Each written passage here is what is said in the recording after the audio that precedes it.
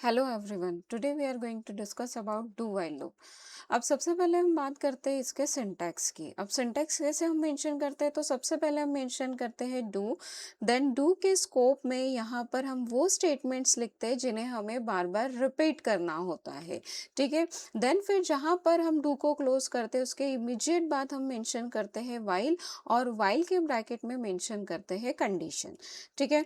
अब इसका execution process कैसे होता है, तो जब ये लूप स्टार्ट होता है तो सबसे पहले कंट्रोल कहाँ पर आता है, डू के अंदर आता है। और डू के अंदर आने के बाद यहाँ पर हमने जो भी स्टेटमेंट्स लिखे हैं डू के स्कोप में, वो सारे स्टेटमेंट्स एग्जीक्यूट होते हैं। एग्जीक्यूट होने के बाद कर्सर कहाँ पर मूव करता है, कंडीशन पे। तो इस ब्रैकेट में लिखे हुए स्टेटमेंट को वो एग्जीक्यूट करता है।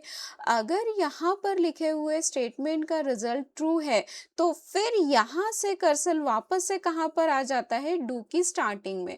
डू की स्टार्टिंग में आने के बाद फिर से ये सारे स्टेटमेंट्स रिपीट होते हैं, यानी फिर से ये एग्जीक्यूट होते हैं। एग्जीक्यूट होने के बाद अगेन कर्सर कहाँ पर आता है, व्हाइल के ब्रैकेट में, और यहाँ पर लिखे हुए स्टेटमेंट को चेक करता है।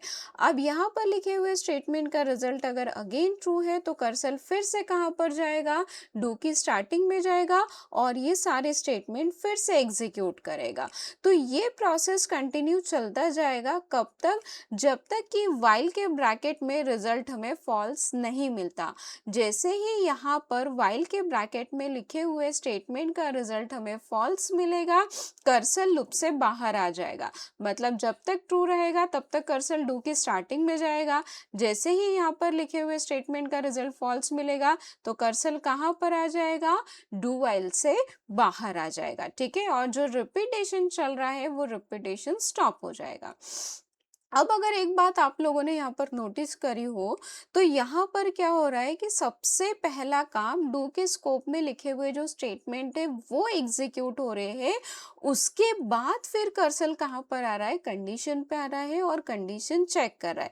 जबकि इसके पहले हमने फॉर लूप और व्हाइल लूप पढ़ा, तो फॉर लूप और व्हाइल लूप में क्या हो रहा था, पहले कंडीशन चेक कर रहा था, कंडीशन अगर ट्रू है तो ही कर्सर लूप में आ रहा था। चाहे फॉर लूप की हम बात करें चाहे व्हाइल लूप की बात करें, तो पहले कंडीशन चेक हो रहा था, कंडीशन ट्रू है तो ही कर्सर कहाँ आ रहा था, लूप के स्कोप में आ रहा था। बट डू व्हाइल में ऐसा नहीं है। डू व्हाइल में क्या हो रहा है, एक बार पहले लूप के अंदर के स्टेटमेंट सारे एग्जीक्यूट हो रहे हैं, उसके बाद कर्सर कंडीशन पे आ रहा है, कंडीशन अगर ट्रू है तो वापस से डू की स्टार्टिंग में जाके फिर वापस से उन सारे स्टेटमेंट्स को रिपीट कर रहा है।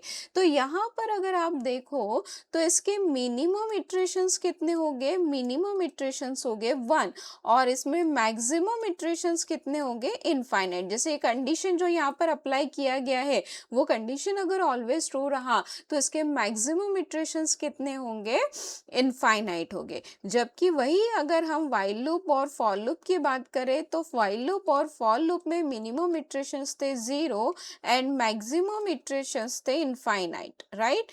मतलब यहाँ पर अगर पहली बार में ही कंडीशन अगर फॉल्स हो जाता है तो कर्सर लूप के अंदर जाता ही नहीं है। फॉर लूप में भी सेम कंसेप्ट फॉलो होता है और व्हाइल लूप में भी सेम कंसेप्ट फॉलो होता है। जबकि यहाँ पर कंडीशन अगर पहली बार में भी फॉल्स रही तो भी डू के अंदर आपने जो कोड लिखा है वो मिनिमम 1 टाइम एग्जीक्यूट होगा, राइट। तो चलो हम लोग चलते हैं अभी एग्जाम्पल की तरफ और उसे हम इम्प्लीमेंट करते हैं। यहाँ पर हमारा टास्क है, हमें क्या करना है, नंबर्स प्रिंट करना है कंसोल पे। तो 1 2 3 4 5 ये सारे नंबर्स प्रिंट करना है। तो इसके लिए हम लोग यहाँ पर प्रोसेस मेंशन कर रहे हैं। ठीक है। तो सबसे पहले हमने एक वेरिएबल ले लिया आई, जिसका वैल्यू हमने इनिशियलाइज कर दिया 1 से। अब यहाँ पर हम मेंशन करेंगे डू। अब डू मेंशन करने के बाद यहाँ पर हमें जो स्टेटमेंट्स को रिपीट करना है वो स्टेटमेंट्स हम लोग यहाँ लिखेंगे। तो हमें क्या करना है, प्रिंट करना है। क्या प्रिंट करना है, तो यहाँ पर हमें 1 to 5 नंबर्स प्रिंट करने हैं। तो 1 to 5 नंबर्स हमें कैसे मिलेंगे, तो इस वेरिएबल की हेल्प से मिलेंगे। अभी इस वेरिएबल का वैल्यू कितना है, 1 है।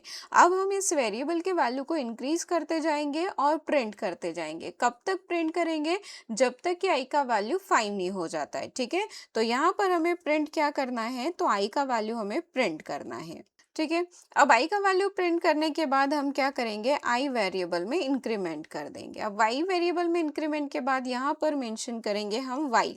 अब व्हाइल के ब्रैकेट में हमें क्या करना है, कंडीशन मेंशन करना है। अब कंडीशन हमें क्या देना होगा, तो देखो हमने 1 से प्रोसेस स्टार्ट किया है और कहाँ तक हमें इम्प्लीमेंट करना है, 5 तक इम्प्लीमेंट करना है। तो यहाँ पर हमारे पास एक वेरिएबल है आई वेरिएबल, जिसका वैल्यू है 1, और उस वैल्यू को हम कंटिन्यू इंक्रीज करते जाएंगे। तो वो कहाँ तक जाएगा, तब तक इम्प्लीमेंट करेंगे जब तक कि आई का वैल्यू 5 नहीं होता है, तब तक। मतलब आई का वैल्यू 5 से लेस है तब तक हमें प्रोसेस करना है, इवन 5 के इक्वल है तब भी हमें प्रोसेस करना है। बट जब वैल्यू 5 से बड़ा हो जाएगा तब हमें प्रोसेस को क्या करना है, स्टॉप करना है। तो यहाँ पर हम कंडीशन दे देंगे i is less than equals to 5, ठीक है, देन सेमीकोलन। तो ये प्रोसेस हमने यहाँ पर मेंशन कर दिया। तो चलो अभी हम लोग देखते हैं कि इस कोड का एग्जीक्यूशन प्रोसेस किस तरीके से होगा। तो यहाँ पर सबसे पहले क्रिएट होगा एक आई वेरिएबल, जिसका वैल्यू कितना होगा, 1 होगा।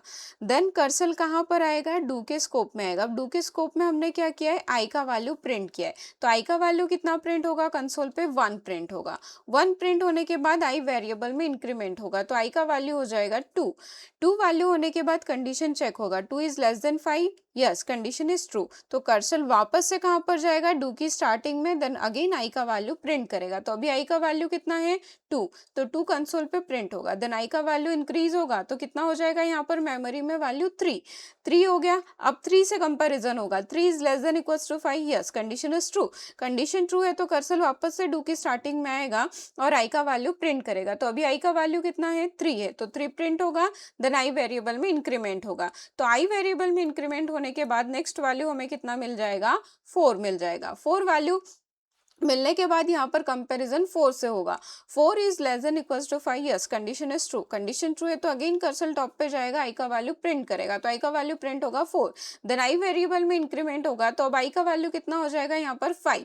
अब यहाँ पर 5 वैल्यू होने के बाद जब कंपेरिजन होगा तो यहाँ पर हमने लेस देन के साथ इक्वल्स टू भी दिया है, तो अगेन कंडीशन क्या होगा, ट्रू होगा, क्योंकि 5 से लेस नहीं है बट इक्वल है, और इक्वल हमने मेंशन किया है इसलिए कंडीशन ट्रू होगा। कंडीशन ट्रू होने के बाद कर्सर टॉप पे आएगा, आई का नेक्स्ट वैल्यू 5 डिस्प्ले करेगा। 5 वैल्यू डिस्प्ले करने के बाद आई का वैल्यू इंक्रीज होगा, तो आई का वैल्यू इंक्रीज होने के बाद कितना हो जाएगा, यहाँ पर 6 हो जाएगा, राइट। अभी 6 होने के बाद यहाँ पर फिर से कंपैरिजन होगा, 6 इज लेस देन और equals to 5, no condition is false. जैसे ही कंडीशन फॉल्स होगा कर्सर कहाँ जाएगा, लूप से बाहर। तो इस तरीके से कंसोल पे हमें रिजल्ट मिलेगा 1 to 5, ठीक है। तो चलो अब ये तो हो गया सिंटैक्स और एग्जाम्पल वाला पार्ट। अब हम बात करते हैं इसके कुछ एडवांस कंसेप्ट की, ठीक है। अब जस्ट इमेजिन कि यहाँ पर हमने क्या किया कि वेरिएबल को इनिशियलाइज ही नहीं किया। अब अगर हम वेरिएबल को इनिशियलाइज ही नहीं करेंगे तो उस केस में क्या होगा, कंपाइलर एरर देगा क्या, तो नहीं, इस केस में कंपाइलर कोई एरर शो नहीं करता है। अब एरर शो नहीं करेगा तो प्रिंट क्या करेगा और कितनी बार लूप चलेगा, तो it's depend on garbage value कि गार्बेज वैल्यू क्या है। तो कंसेप्ट समझो कैसे ये काम करेगा। अब यहाँ पर हमने क्या किया है, एक आई वेरिएबल क्रिएट किया है बट इसे कोई वैल्यू हमने असाइन नहीं किया है। तो जब हम सी लैंग्वेज में किसी वेरिएबल को कोई वैल्यू असाइन नहीं करते हैं तो बाय डिफॉल्ट यहाँ पर प्रेजेंट होता है गार्बेज वैल्यू, ठीक है। अब वो गार्बेज वैल्यू कुछ भी हो सकता है, इट मीन्स नेगेटिव वैल्यू हो सकता है, पॉजिटिव वैल्यू हो सकता है और 0 हो सकता है, ठीक है। जस्ट हमने प्रिटेंड किया कि गार्बेज वैल्यू क्या है, -1 है। अब -1 है तो उस केस में क्या होगा, कंसोल पे -1 प्रिंट होगा। -1 प्रिंट होने के बाद वैल्यू इंक्रीज हो जाएगी, तो इंक्रीज होने के बाद ये वैल्यू कितनी हो जाएगी, 0। अब 0 से कंपैरिजन होगा, 0 is less than 5, yes condition is true. Condition true है तो वापस से कर्सर टॉप पे आएगा और आई का वैल्यू 0 प्रिंट करेगा। 0 प्रिंट होने के बाद ये वैल्यू फिर से इंक्रीज होगी, तो इंक्रीज होके कितनी हो जाएगी, +1। +1 होगी तो कंपैरिजन कैसे होगा, +1 से, तो +1 is less than 5, yes condition is true.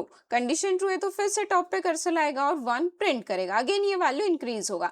तो अब ये प्रोसेस कब तक चलता जाएगा, जब तक कि आई का वैल्यू 6 नहीं होता है। तो आई का वैल्यू जैसे ही 6 होगा तो कंडीशन क्या हो जाएगा, फॉल्स हो जाएगा। तो अगर गार्बेज वैल्यू -1 है तो ये लूप -1 से लेके कहाँ तक के चलेगा, 5 तक के चलेगा।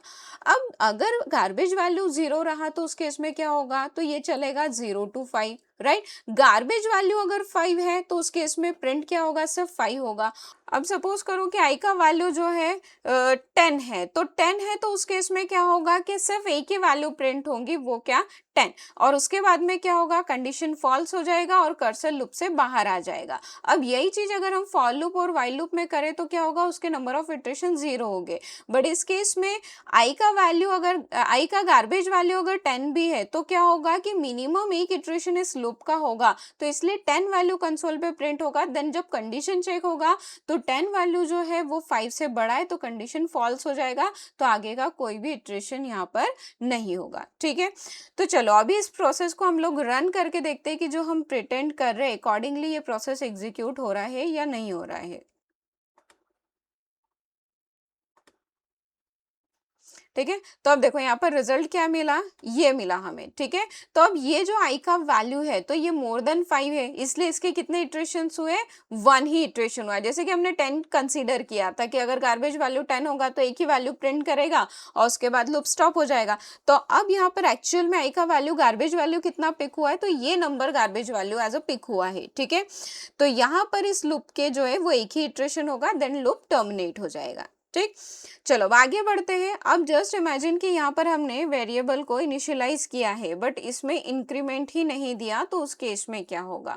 अब आई का वैल्यू कितना है, 1 है। ठीक है, आई का वैल्यू 1 है तो यहाँ पर कर्सर लूप के अंदर आएगा और 1 प्रिंट करेगा। 1 प्रिंट होने के बाद कंडीशन चेक करने जाएगा तो 1 is less than 5, condition is true. Condition true है तो कर्सर फिर से कहाँ पर आएगा, यहाँ पर आएगा और फिर क्या प्रिंट करेगा, 1 प्रिंट करेगा।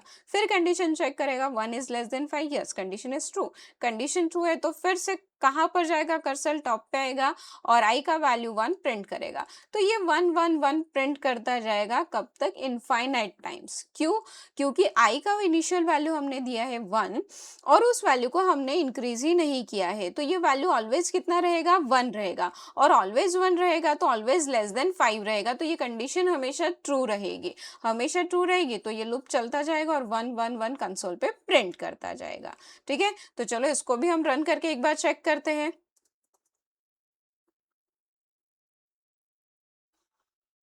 ठीक है, तो यहाँ पर देखो 1 1 1 1 टिल इनफाइनाइट ये प्रिंट करता जा रहा है। ठीक है, चल अब यहाँ पर हमने क्या किया, इंक्रीमेंट वाला पार्ट तो मेंशन कर दिया, बट अगर कंडीशन स्किप कर दिया तो क्या होगा। तो जैसे ही हम कंडीशन स्किप करेंगे तो उस केस में कंपाइलर क्या करेगा, एरर देगा। मतलब वाइल का ब्रैकेट हम एम्प्टी नहीं रख सकते, वहां पर हमें कोई ना कोई वैल्यू मेंशन करना होगा। तो जस्ट इमेजिन यहाँ पर मैंने एंटर कर दिया 5। अब एम्प्टी नहीं रख सकते बट नंबर दे सकते हैं, वेरिएबल दे सकते हैं, तो यहाँ पर मैंने नंबर मेंशन कर दिया 5। अब 5 मेंशन किया तो क्या होगा, अब 5 मेंशन करेंगे तो 5 एक नॉन जीरो वैल्यू है, नॉन जीरो वैल्यू है तो ऑलवेज कंडीशन ट्रू कंसीडर होगा। ट्रू कंसीडर होगा मतलब ये लूप कब तक जाएगा, इनफाइनाइट टाइम जाएगा।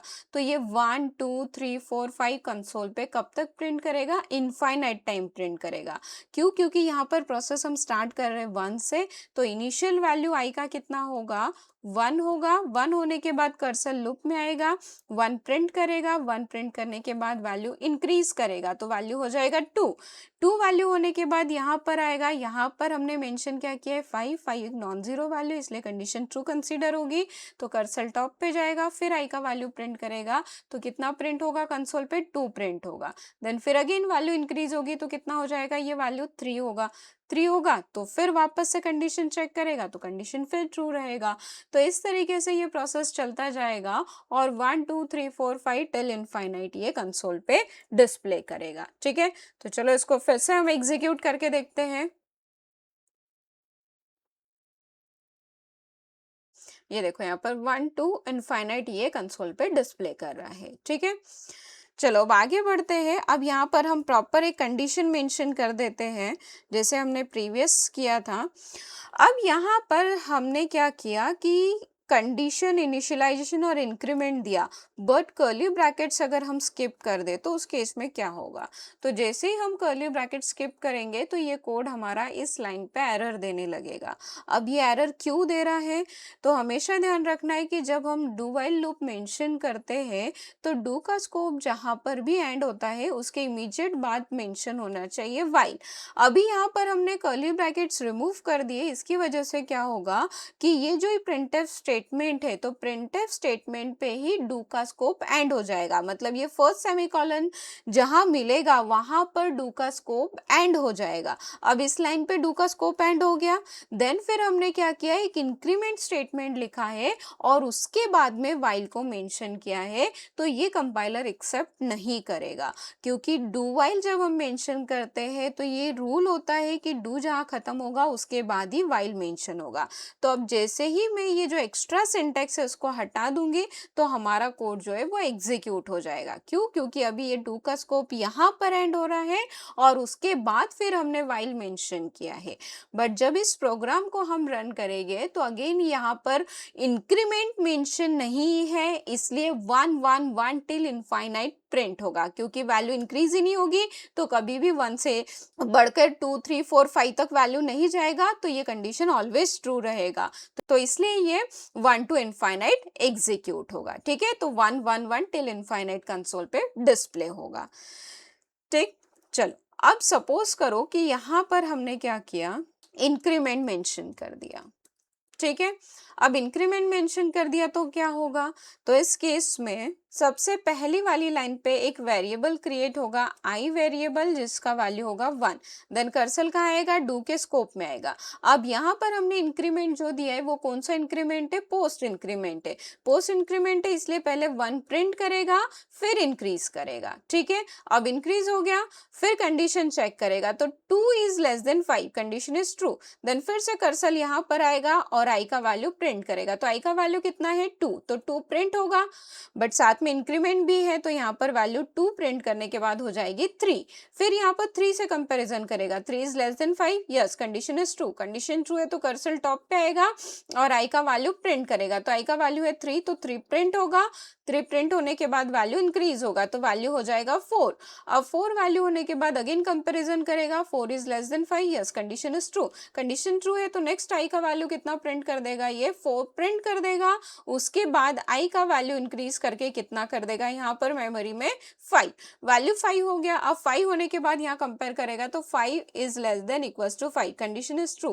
कंडीशन ट्रू है तो कंसोल पे 5 प्रिंट होगा। 5 प्रिंट होने के बाद में वैल्यू अगेन इंक्रीज होगी, तो वैल्यू इंक्रीज होने के बाद कितना हो जाएगा, 6 होगा। तो 6 से कंपैरिजन होगा, यहाँ पर 6 is less than equals to 5, no condition is false. जैसी कंडीशन फॉल्स होगी तो कर्सर कहाँ आ जाएगा, लूप से बाहर आ जाएगा। तो मतलब ये इस तरीके से भी अगर हम प्रोसेस को लिखेंगे तो ये कंसोल पे क्या प्रिंट करेगा, 1 to 5 प्रिंट करेगा। तो चलो इसको रन करके एक बार चेक करते हैं।